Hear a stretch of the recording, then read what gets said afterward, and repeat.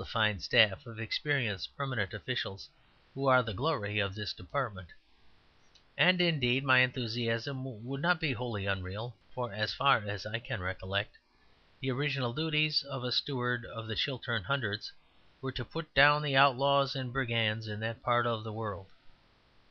Well, there are a great many outlaws and brigands in that part of the world still, and though their methods have so largely altered as to require a corresponding alteration in the tactics of the steward, I do not see why an energetic and public spirited steward should not nab them yet. For the robbers have not vanished from the old high forest to the west of the great city. The thieves have not vanished; they have grown so large that they are invisible.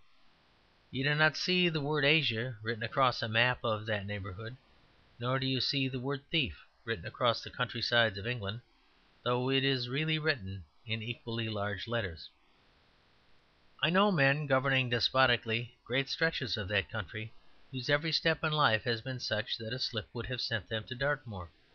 But they trod along the high hard wall between right and wrong, the wall as sharp as a sword edge, as softly and craftily and lightly as a cat.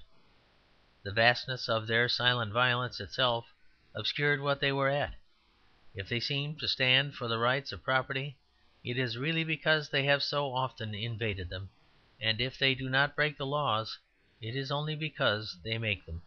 But after all, we only need a steward of the Chiltern Hundreds who really understands cats and thieves. Men hunt one animal differently from another, and the rich could catch swindlers dexterously as they catch otters or antlered deer, if they were really at all keen upon doing it. But then they never have an uncle with antlers nor a personal friend who is an otter. When some of the great lords that lie in the churchyard behind me went out against their foes in those deep woods beneath, I wager they had bows against the bows of the outlaws, and spears against the spears of the robber knights. They knew what they were about; they fought the evildoers of their age with the weapons of their age.